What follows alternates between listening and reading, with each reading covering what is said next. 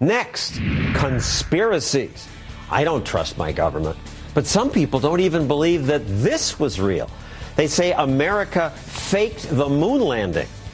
Conspiracies when we return.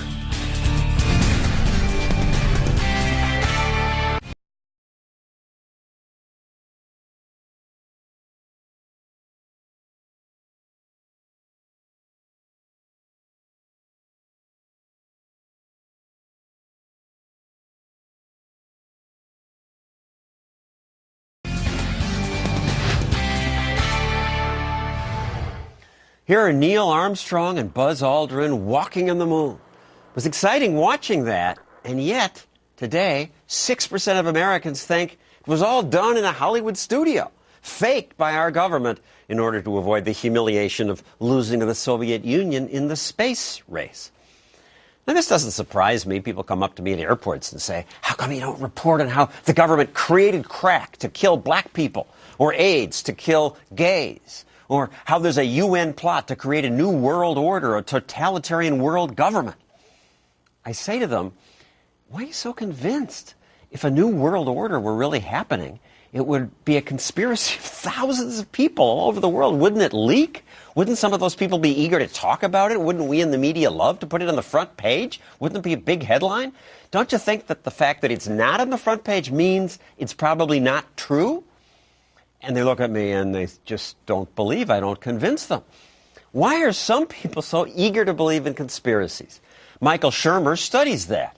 He's the author of the book, The Believing Brain, From Ghosts and Gods to Politics and Conspiracies. So, Michael, there's a plot for one world government, and people believe that. Lots of people. Well, those are the...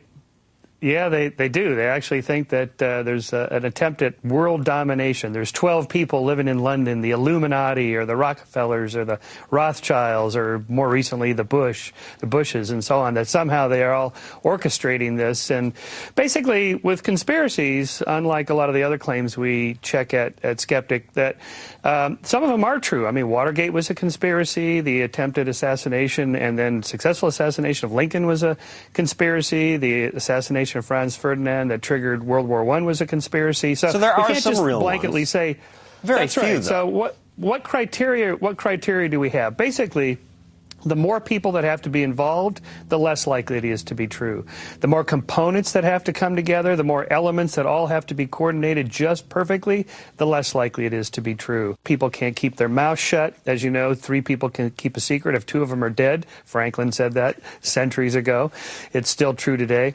I mean, if you just think about Watergate, I mean, here you have the most powerful administration in the world, and they couldn't even break into a hotel successfully. And in any case, and today, people blabbed about it afterwards. Today, many Americans believe that September 11th was orchestrated by President Bush as an excuse to wage war in Iraq. But think about what would have to come together for this. We already know that the planes hit the buildings. We all seen the videos of it. So not only did that happen, but they also believe that explosive devices were intentionally planted inside both World Trade Center buildings. These 2 of the most secure buildings in the world. Somehow conspirators got in there and for months ahead of time planted these bombs inside. In other words, once you start spinning it, you have hundreds and hundreds of elements that would have to come together and thousands of people that would have to coordinate this. Not one of them wants to go on your show to tell what they really saw. Not one told their spouse or their girlfriend at Pillow Talk, look what I did, or you know what I saw? Not one. Because this is what happens. We find out about conspiracies because people can't keep their mouth shut. And yet nothing like that has happened with 9/11. 9/11 was done exactly how we think it was done, by Al-Qaeda, not by the Bush administration. And yet 16% of Americans say it's very likely that federal officials had a role in this. More say somewhat likely. Only slightly more than half say not likely. Some believe it because they think the corporate media, I've been called that, the corporate media were complicit in cover-ups. Right, even if that were true, that somehow, let's say, Rupert Murdoch ran all the news, and we already know that there's, hundreds of different media sources, that somebody like a Drudge, I mean, think of how Drudge got his name, by being an alternative media, that somebody would be the next Drudge by blowing open the biggest story of the century, that 9/11 was orchestrated by the Bush administration. We have the proof. Here it is. Surely somebody would do that. And I should also say, as someone who's worked in the corporate media for ABC and now for Rupert, that the corporate media may have one wish, but they can't control us. I mean, the people at ABC, most of them hated business and just wouldn't do what the businessman in charge might have told them to do. And rarely does anyone tell us to do anything. We really do have a free press in America. What about the moon That's right, landing? we do. How can so many people think that was faked in a studio? Well, in part because it is such a fantastic, amazing feat that it seems like, well, gosh, could they really have done that? But if you think about it, in terms of the technology at the time, it would have been an even better feat to be able to film something like that and pull it off without all those engineers working at NASA who were keeping track of the telemetry coming back from the spacecraft as it was heading for the moon. That would have had to have been coordinated by some sort of fantastic satellite telemetry, and that just wasn't even possible at the time. And so the question is why? Why do people believe these things? In part, it's because of something called cognitive dissonance. We want to balance our view of the world with the way things should be. So the assassination of JFK. There has to be something big comparable to killing a president.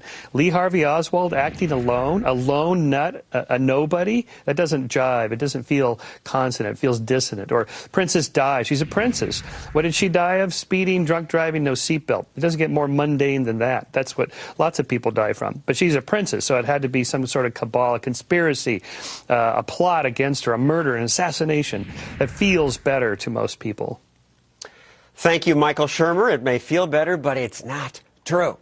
And coming up, I'll tell you why you should not trust me.